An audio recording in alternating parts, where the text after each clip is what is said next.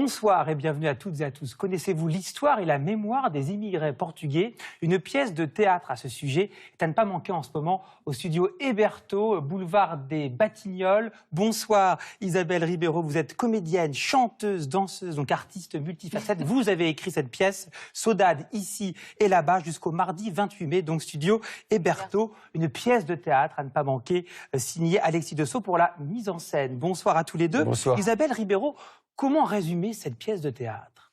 C'est l'histoire d'un frère et d'une sœur qui sont au Portugal dans le cadre de la vente de la maison familiale. Et c'est un petit peu l'occasion pour eux d'évoquer l'histoire de cette famille qu'ils vont essayer de transmettre à leur neveu Manu, venu du Luxembourg, pour représenter la troisième sœur qui est absente. Et donc voilà, ils vont évoquer cette histoire familiale, l'histoire du pays aussi, l'histoire des immigrés vers la France. Et c'est l'occasion de faire un voyage musical aussi au Portugal et de découvrir un peu plus ce peuple. Effectivement, se mêlent jeux et musique, spectacle émouvant. Pourquoi avoir écrit une pièce de théâtre sur l'histoire des immigrés portugais? Déjà, à la base, c'était un documentaire que je voulais réaliser il y a 10 ans.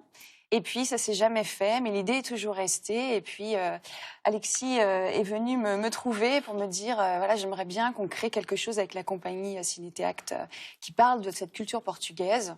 Donc, je me suis replongée dans le sujet et voilà. Et j'ai écrit ce travail-là. Quel est l'apport de votre histoire personnelle dans ce spectacle? Il y a plusieurs petites choses, il y a plusieurs points en fait qui correspondent à mon histoire familiale. Aussi, il y a des oncles, des tantes et puis des gens que je connais autour de mes parents. Alexis Dessau, pourquoi, selon vous, l'histoire des immigrés portugais, qui ont pu être jusqu'à 300 000 en Île-de-France en 1975, ils avaient fui la dictature de Salazar, pourquoi cette histoire est plutôt méconnue? Il y a beaucoup de pudeur, là. C'est une communauté assez silencieuse qui s'est intégrée par le travail. Donc, je pense qu'il y avait ce souci, en tout cas, de pouvoir vraiment se sentir assez rapidement à l'aise et accepté dans ce pays. Donc, on n'en parlait pas trop. Effectivement, on fait une référence dans la pièce au fait qu'il est un peu taiseux, enfin, le père. Et au fur et à mesure, on arrive à avoir, grâce à ces nouvelles générations, des informations comme ça qui se mettent en place. Et donc on disait, beaucoup ont fui la dictature de Salazar pour rejoindre la France, l'Île-de-France, la capitale, très souvent clandestinement. Votre personnage, Isabelle Ribeiro, raconte l'histoire de sa famille portugaise et de cette immigration justement à son neveu. Regardez un extrait de ce spectacle.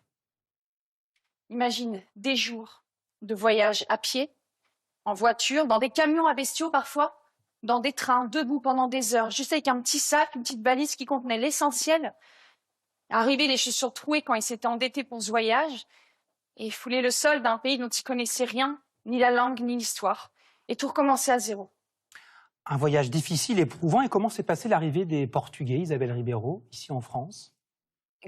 L'arrivée, ça a été un peu compliqué. Pour beaucoup, c'était vivre dans des bidonvilles aux portes de Paris. Oui, en faisant le salt. Le salt, c'est le saut, en fait. C'est tout ce passage du Portugal à la France de façon clandestine. Après, il y en a qui sont venus aussi avec des contrats de travail. Il y a eu les deux cas.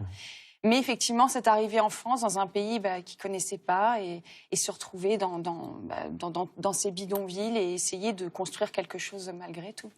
Alexis Dessau, votre pièce de théâtre, c'est vraiment une transmission. On le voit entre les personnages, entre ce frère, cette sœur et ce neveu, mais aussi avec le public dans la salle. J'ai eu la chance de voir ce spectacle. Il y a des Portugais qui écoutent vos chants, qui sont émus par ce spectacle. Qu'est-ce que vous avez voulu transmettre au public? C'est vraiment ça, c'est cette culture en général. Alors évidemment sur 1h15, c'est un peu compliqué, mais qu'il puisse y avoir de temps en temps ce qu'on appelle le quatrième mur, de temps en temps qu'il soit ouvert, puisqu'ils se retrouvent dans une tashka, ils peuvent chanter, avoir une interactivité en effet avec le public. Une tashka qui est Qui est une tashka. C'est un petit restaurant qu'on trouve souvent à Lisbonne. Tu veux portugais? Et parfois justement la langue portugaise, effectivement. On parlait justement de musique. C'est un point très important dans votre spectacle, ouais, puisqu'il y a de l'accordéon, de la guitare, du chant, de la danse. Pourquoi avoir voulu, Alexis Dessau, dans votre mise en scène, proposer autant de musique? Parce que la culture portugaise artistique est très riche. Et on ne pouvait pas passer à côté de cette musicalité, en effet, de le rendre aussi le plus attractif possible, puisqu'on donne des informations, en effet, comme vous venez de le souligner, des informations importantes, mais qu'on puisse avoir ces respirations à travers la musique, à travers tous ces moments aussi d'humour, qui est à travers le personnage du neveu. Et citons justement les deux autres artistes qui sont avec vous, Isabelle Ribeiro sur scène. Oui, Daninger dos Santos et Simon Quintana. Vraiment bravo à eux.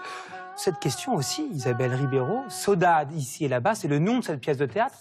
Comment définir la saudade?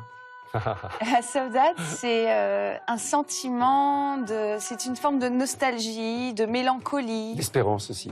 Espérance, ça nous apporte une petite tristesse et en même temps une joie assez rapidement derrière. C'est vraiment un mélange de tout ça. Et moi, j'aime bien dire qu'en fait, les Portugais ont réussi à trouver un mot pour définir ce sentiment-là, mais tout Cet le état monde, d'âme, oui, c'est ça. tout le monde vraiment ressent. un état d'âme tellement particulier.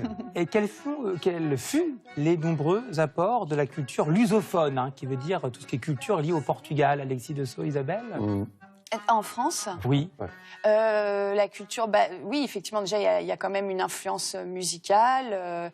Après, il y a, c'est un peu, je sais pas, Culinaire, La c'est cuisine. très important, parce que quand on va là-bas, on se régale, mais ici aussi, il y a plusieurs. La preuve, c'est qu'on a quelques partenaires comme ça qui sont avec nous sur ce spectacle-là, et on ne soupçonne pas la richesse culinaire, vestimentaire, il y a des stylistes, et puis il y a toute une génération on est toute une d'artistes génération d'artistes. lusophones qui Notre génération, j'ai remarqué, a vraiment envie de raconter cette histoire-là. Un apport qui est toujours là quand on parle d'histoire. Bien sûr, le 25 avril 1974, un très bel hommage est rendu dans votre pièce de théâtre à la Révolution des œillets.